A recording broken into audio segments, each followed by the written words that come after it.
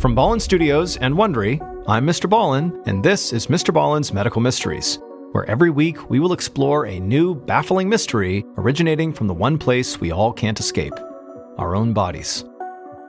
At Ballen Studios and Wondery, we love to tell stories about the strange, dark, and mysterious, which can manifest in a lot of different ways.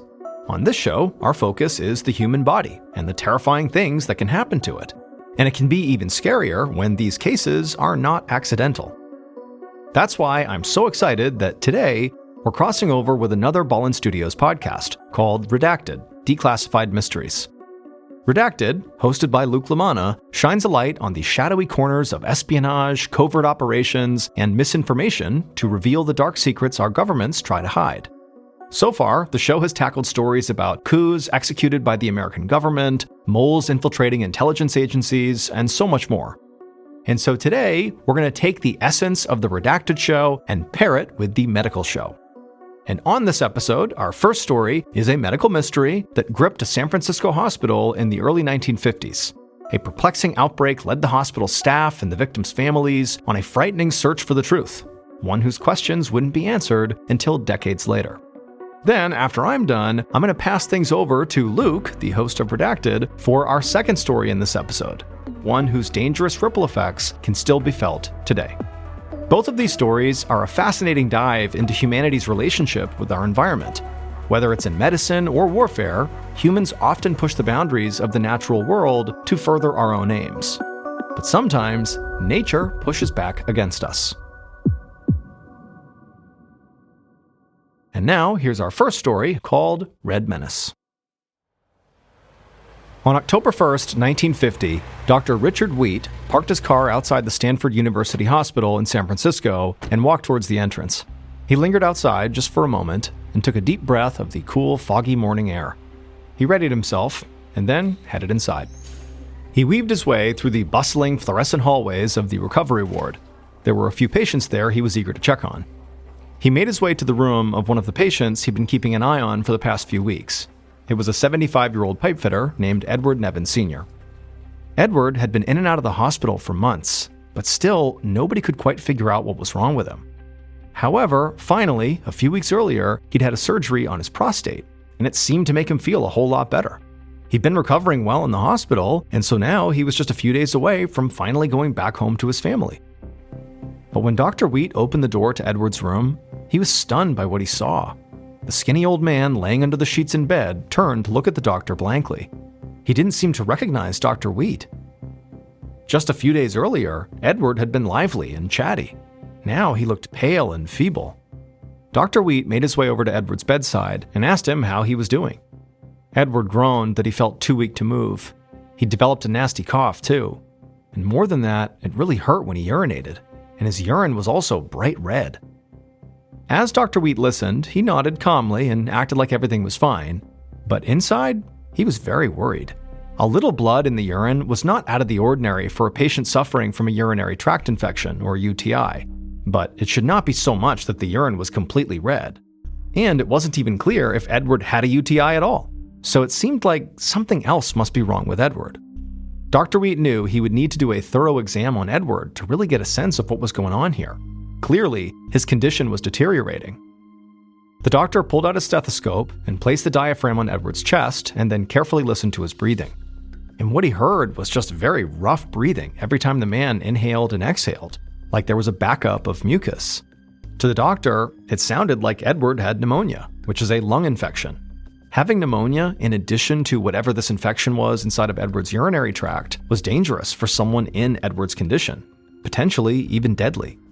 Dr. Viet moved his stethoscope to listen to Edward's heart, and what he heard was his heartbeat sounded muffled, which was obviously not a good sign.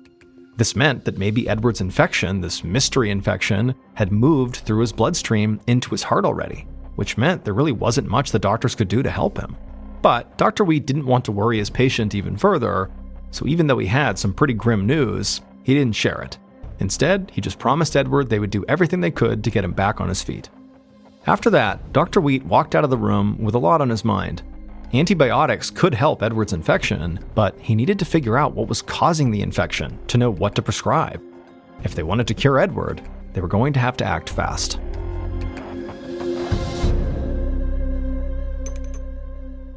Later that night, a few floors down from where Dr. Wheat had checked on Edward Nevin, a lab technician named Ann Zuckerman processed blood samples in the Stanford Hospital lab. She had hoped to be home by this point, but Dr. Wheat had asked her to stay back and check a few more tests. Dr. Wheat had told her all about Edward Nevin's case, how the man had an infection both in his lungs and urinary tract, and his urine was bright red. Dr. Wheat also said he had no idea what caused this infection, and he needed Ann's help to try to figure it out. Ann was not one to leave a mystery unsolved, so she had agreed to stay a bit longer to help Dr. Wheat. Ann checked the results of the test she had performed on Edward's blood, and the sample showed only one abnormality. Edward had tested positive for a bacteria called Serratia marcescens. Ann thought that was odd. She had heard about this bacteria before. She knew it was sometimes used to conduct experiments in laboratories, but they didn't use it at this hospital. Beyond that, she had never heard of anybody using it anywhere in the Bay Area. And so quickly, she grabbed a medical textbook off the shelf and thumbed through it to the right page that talked about this bacteria. It said that S. marcescens was usually harmless. According to the textbook, the bacteria was indeed sometimes used in classrooms for experiments, and also critically, the bacteria also produced a red pigment. And so Ann thought that must explain our patient's bright red urine. However, this bacteria did not explain Edward's lung infection. It did explain the potential urinary tract infection, because basically it showed he didn't have a UTI. Instead, the red urine was this pigment from the bacteria. But this bacteria, S. marcescens, was supposed to be harmless and was not in any way tied to lung infections. So why was this typically benign bacteria apparently making Edward so sick? Furthermore, how did he even come in contact with it? Since no one in the hospital used the bacteria, how could it have made its way into Edward's bloodstream?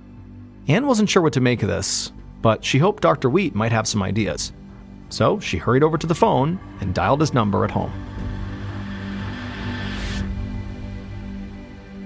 3 weeks later, Dr. Wheat walked quickly down the halls of the hospital. That morning, his patient, Edward Nevin Sr., had died. Dr. Wheat had done everything he could to try to help Edward fight this mystery infection that was attacking his body. He had prescribed what he thought was the correct regimen of antibiotics, but unfortunately, Edward was just too frail.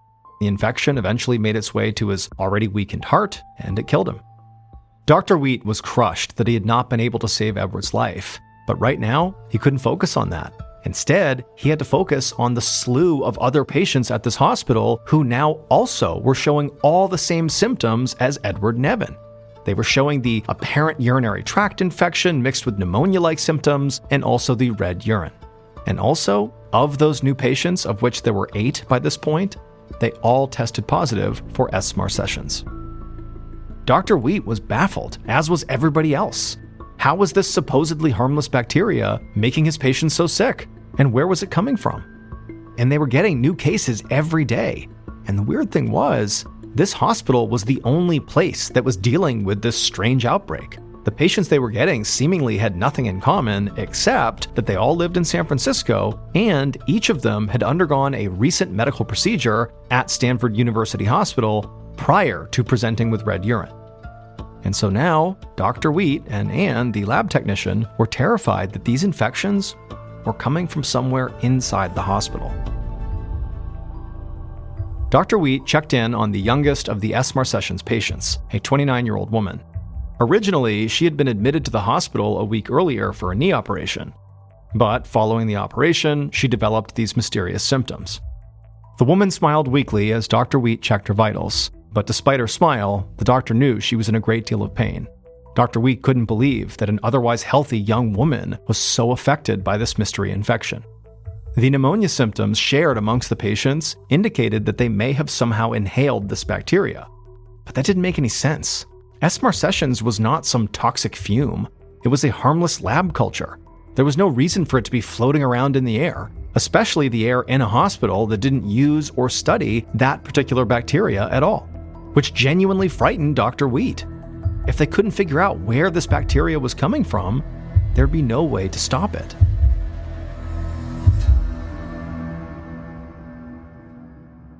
Almost exactly a year later, in October of 1951, Dr. Wheat was in his office at the hospital, and he felt a strange mix of pride and anxiety as he flipped through a copy of the AMA Archives of Internal Medicine.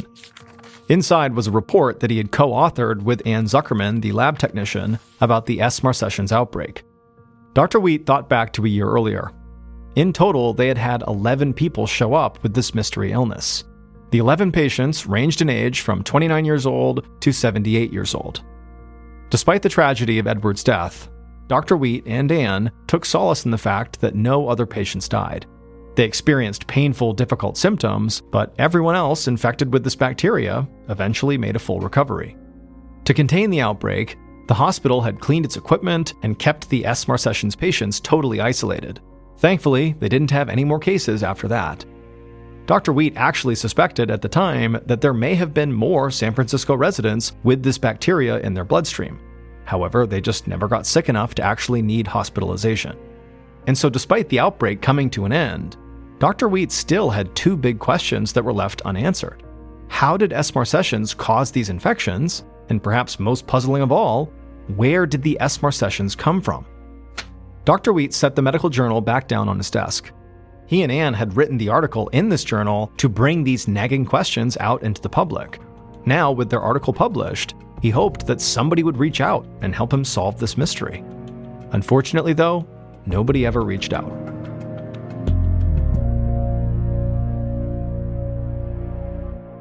"25 years later, on December 22, 1976, medical malpractice lawyer Edward Nevin III, the grandson of Dr. Viet's patient, Edward Nevin Sr., walked into his own office in San Francisco feeling very festive. He was eager to finish up a few last cases before the Christmas holiday. Edward III had only just sat down when his phone rang. He figured it was one of his clients, so he picked up. The voice on the other end of the line introduced himself as Robert Bartlett. He was a reporter for the San Francisco Chronicle on the local stories beat. Edward was surprised by the call. He was just a small-time lawyer. What did a journalist want from him? Robert asked Edward if he had read the newspaper that day. Edward said no, he had not had time. Robert told him to pick up the paper and look on page 3. So Edward actually reached over and grabbed a nearby newspaper, opened it up, and he saw a shocking headline. And suddenly a terrible clarity settled over him. After a quarter century, Edward and his family now finally had an explanation for what actually happened to his grandfather. The headline on page 3 read, "Army Tested Biological War in San Francisco."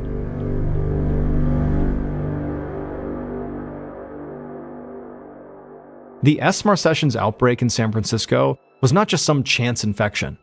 Edward's grandfather and the other 10 patients were the victims of a biochemical attack, and the United States Army was behind it.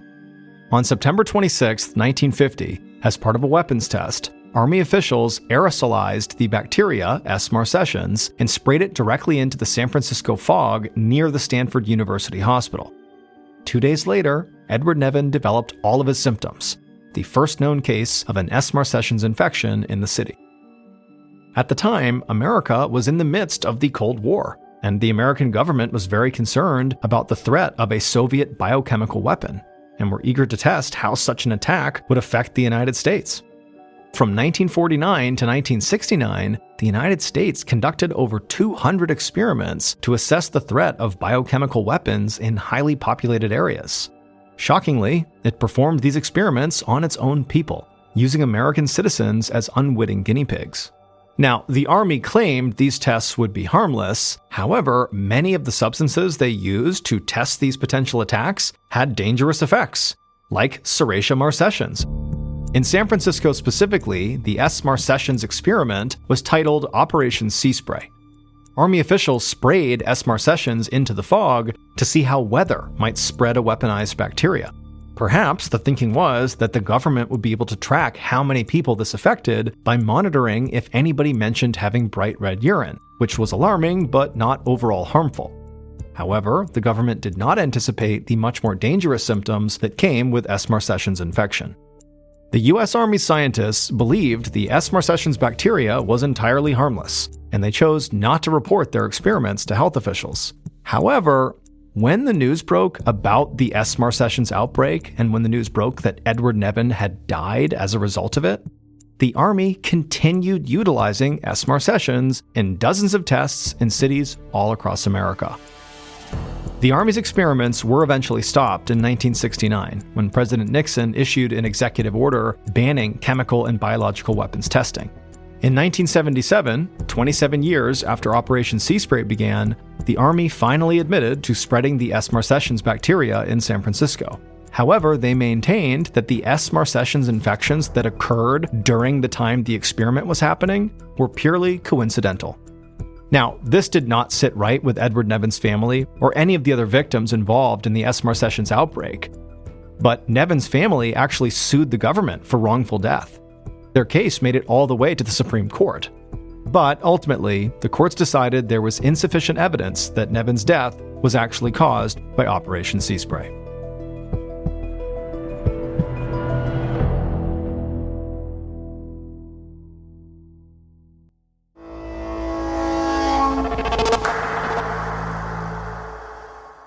And now, here's our next story, Weather Warriors, for Redacted. In August 1963, a crowd of Buddhists gathered in a town square in Hue, a city in South Vietnam. Their protest was a silent one, but there was a palpable energy in the air. They were determined not to be beaten. Even though Buddhists comprised over 70% of South Vietnam's population, the president, Ngo Dinh Diem, had instituted a series of repressive policies against them. Months earlier, during a protest against a ban on Buddhist flags, 9 unarmed protesters were killed by the army. Since then, the Buddhists had carried out relentless, nonviolent gatherings. A number of monks had even set themselves on fire in protest of the president. From a 4th-floor balcony across the street, an American was keeping a close eye on the protest below. It didn't bother him that they had assembled, but as an agent of the CIA, he had orders to disband them. He watched as local police marched in against the protesters. They threw tear gas canisters into the crowd, sending clouds of vapor billowing up into the square. Many of the protesters started to cough, but most of them held their ground. The CIA agent knew they were going to need something stronger to get the protesters to leave. Then his radio crackled to life. A voice came through, asking for permission to take off. The agent picked up the receiver and gave the order. Their mission was a go. A few minutes later, the faint sound of an American carrier plane's engines zoomed overhead. It had become an awfully common sound over the past few months, and no one paid it much mind, except for the CIA agent. Gripping the receiver tightly in his fist, he looked up into the sky, his heart thrumming with nervous excitement. The scientists who had briefed the agent on the mission assured him it was possible. Still, until he saw it with his own eyes, it felt more like fantasy than reality. The plane passed over the square, and moments later, the sky darkened. The protesters looked up as the first fat drops of rain fell on them. From there, the rain steadily grew heavier. Within a few minutes, it was pouring, and the crowd scattered. The agent looked on, stunned by what he'd just seen. It actually worked. The protesters didn't respond to tear gas, but there must have been something about the rain that caused them to leave. Whatever the reason, the United States now had control of the weather, and they could use it anytime they wanted.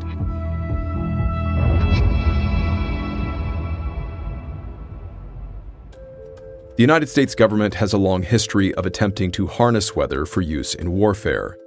In 1871, Civil War General Edward Powers published a book speculating that large-scale battles had an impact on the climate. The following year, Congress gave him $10,000 to fire cannons into the sky in Texas, hoping they would cause rain. His experiments were unsuccessful, but the government never gave up its quest to control the elements. A century later, as the Cold War simmered through the 1960s and 70s, the United States military launched a new series of experimental operations. This story follows one of them. It was called Operation Popeye and was used during the Vietnam War. The U.S. Army experimented with a scientific technique called cloud seeding to increase rainfall in areas the North Vietnamese Army traveled. But the practice had unintended consequences for both humans and the environment. And when the operation was leaked to the public, the military was forced to reckon with the fallout.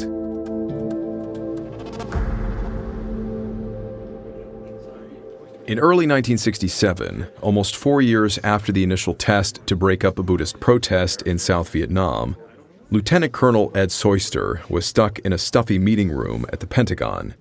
The Joint Chiefs of Staff were arguing once again about how to stop the Viet Cong. They'd been at it for a while. Ed sat by and held his tongue, but it wasn't easy. As the operations officer of a battalion stationed in Vietnam, he was one of the few men in the room with on-the-ground experience during the war. As his superiors squabbled over different strategies, all Ed could think about were the potential lives lost. The men who would die because of their plans, many who never wanted to serve in the first place. Still, Ed was a good soldier. He wasn't going to speak out of turn or contradict his bosses. He would wait until they asked him for his perspective. One of the top advisors hammered home that the military needed to target the Viet Cong supply route, the Ho Chi Minh Trail. The trail was a network of jungle roads and tunnels that stretched 1,000 miles through Vietnam and dipped into Laos and Cambodia. It allowed the Viet Cong to move throughout the region almost undetected. The Joint Chiefs lamented that they had tried almost everything to stop the Viet Cong from using the trail. Deforestation, deploying Agent Orange from helicopters, even carpet bombing hadn't been effective. They were running out of options. There was only one thing they hadn't tried yet.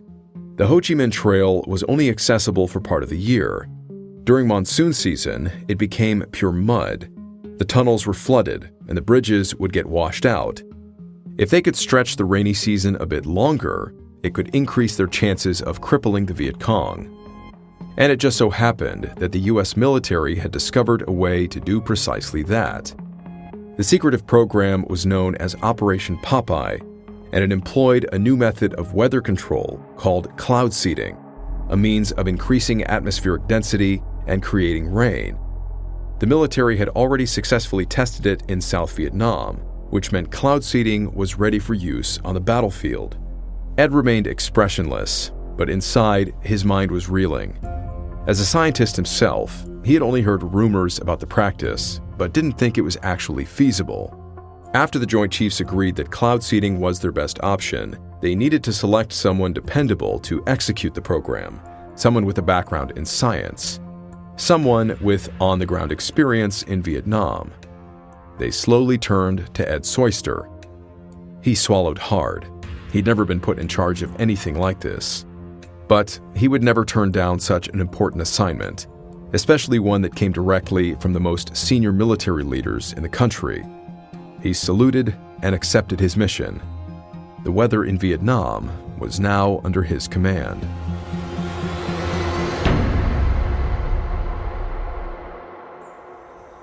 A few months later, in the fall of 1967, an American pilot walked down an airstrip carved out of the jungle in Thailand.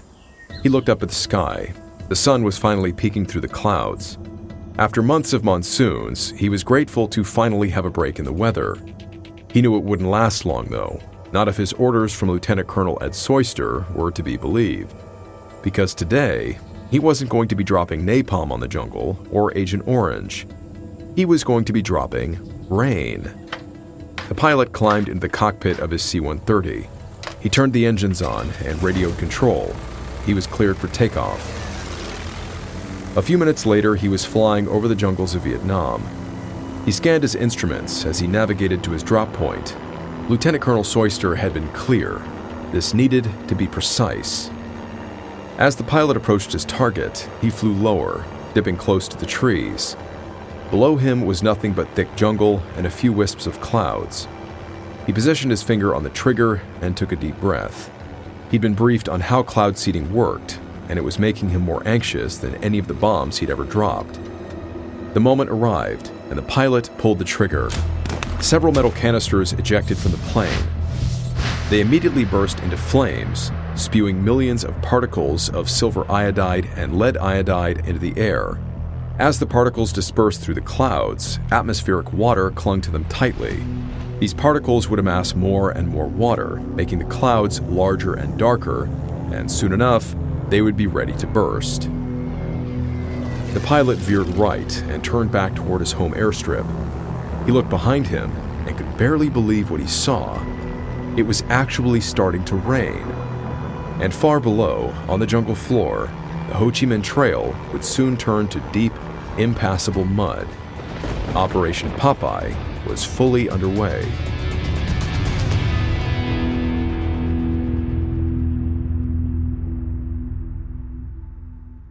Four years later, on the morning of March 18, 1971, Dennis J. Doolin woke up with a headache. As the Deputy Assistant Secretary of Defense, Doolin had a lot on his plate. The war in Vietnam was now in its 7th year, with no signs of slowing down. Doolin's job was to help manage the flow of resources and troops to South Vietnam. But no matter how many bombs, weapons, or young men he sent over the Pacific, it didn't seem to be making a difference. He sat down at the kitchen table, trying to clear his head as he ate breakfast. It was one of the few moments each day he could take to relax. As his wife poured him a cup of coffee, Doolin opened up the Washington Post, and his Danish dropped out of his mouth. Jack Anderson had written a column about a secret U.S. Army program that controlled the weather. Anderson was a legendary reporter who had covered everything from the Chappaquiddick incident, where Senator Ted Kennedy accidentally killed one of his staffers, to the time President Nixon invited Elvis Presley to the White House. And now he had blown the lid off another bombshell story, Operation Popeye. Anderson reported that the program had been running for years with unintended side effects. The increased rainfall caused by the cloud seeding had washed away several villages in Laos. Doolin was steaming. He was high up in the Department of Defense, but he hadn't even known about this program.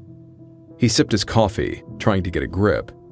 As if the war wasn't going bad enough already, now he had a PR disaster on his hands.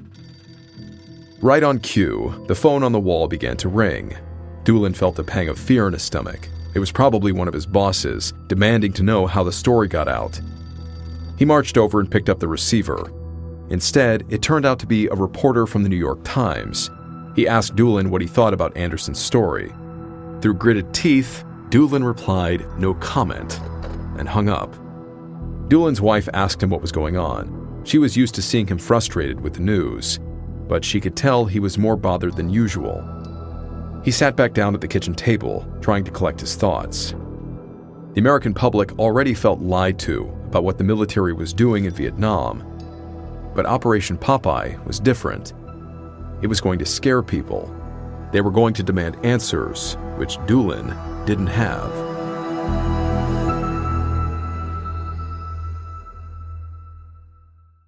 On March 20th, 1974, Rhode Island Senator Claiborne Pell leaned forward in his chair. He watched carefully as representatives from the Department of Defense filed into the hearing room. His frown deepened as he saw Dennis Doolin and Ed Soyster take their seats. It was almost 3 years to the day after Jack Anderson's first article about cloud seeding was published, and a year after U.S. troops had left Vietnam. The country wanted answers for the war, and for Operation Popeye in particular. Senator Pell wanted answers too. This hearing, held in secret, was a first step towards getting clarity about the program. Senator Pell adjusted the mic and launched into his questions. He looked down sternly at Doolin and Soyster and demanded to know what the military was doing with the weather in Vietnam. He asked why on earth newspapers like the Washington Post had a better picture of the story than the United States Senate. Doolin shuffled uncomfortably in his seat. He assured the senator that he also had no knowledge of Operation Popeye until the Post's article. Pell's eyes shifted to Soyster. He demanded to know why the Thai and Laotian governments weren't informed on specifics. Soyster cleared his throat. He began by assuring the committee members that the cloud seeding program was both safe for the environment and effective in deterring use of the Ho Chi Minh Trail. Beyond that, he only gave a vague response about the security risk of informing American allies about the cloud seeding program, and he wouldn't give specifics about why the operation had been kept under such a tight lid. Pell shook his head. This was typical.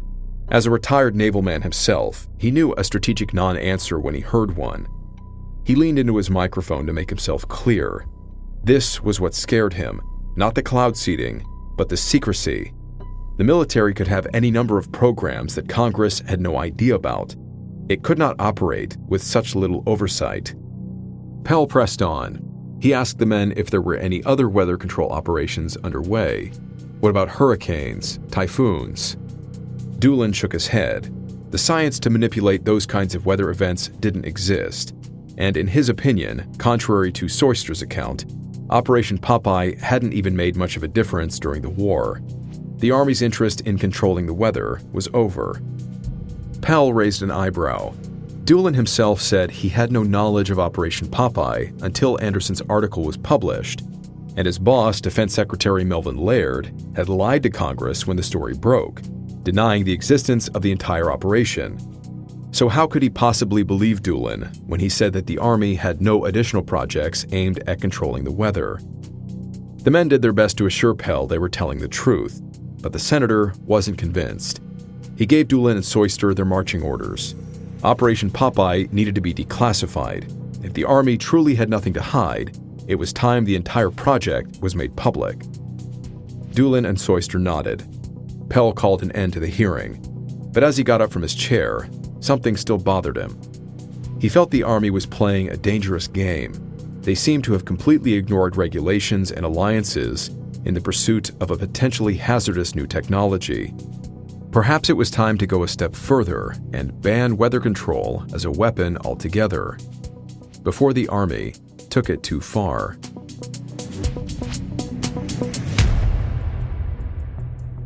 Operation Popeye was declassified 2 months after the secret Senate hearing. The newly revealed details of the project ruffled feathers in the intelligence community. The implications of the U.S. military manning such a wide-reaching program without full transparency raised alarm bells. It also worsened Americans' faith in their government, which was already low due to the Vietnam War. Anti-war activists were shocked at how callously the military had treated American allies in the region, particularly after leaks revealed that the Army had covertly bombed Cambodia and Laos. The destruction of Laotian villages during the cloud seeding operation was widely condemned, and many environmental activists were disturbed by the implications of Operation Popeye. Silver iodide and lead iodide can be potentially toxic, especially to sea animals. Though Lieutenant Colonel Ed Soyster maintained to the Senate that the cloud seeding program was fully safe for the environment, the government had known about the negative impact that the operation could have on the region's crops. Following the backlash, Senator Claiborne Pell helped pass a resolution urging the government to pursue an international treaty against weather modification. In 1976, the United Nations signed the Environmental Modification Convention. The use of weather control for any hostile purpose remains banned to this day.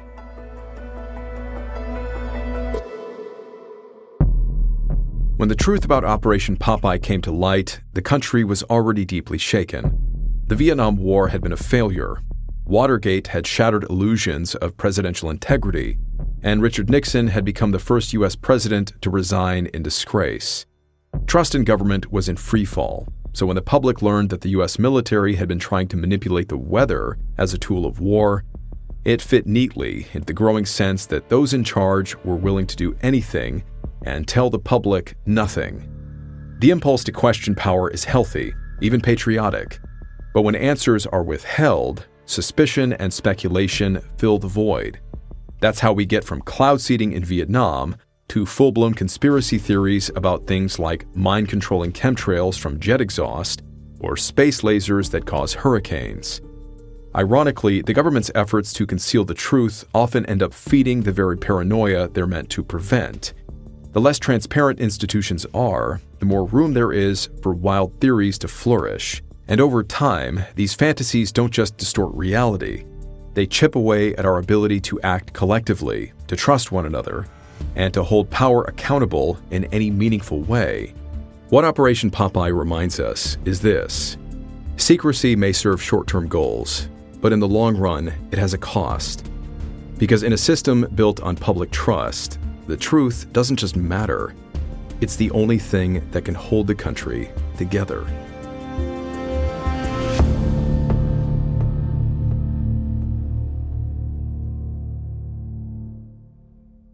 Follow MrBallen's Medical Mysteries on the Wondery app, Amazon Music, or wherever you get your podcasts.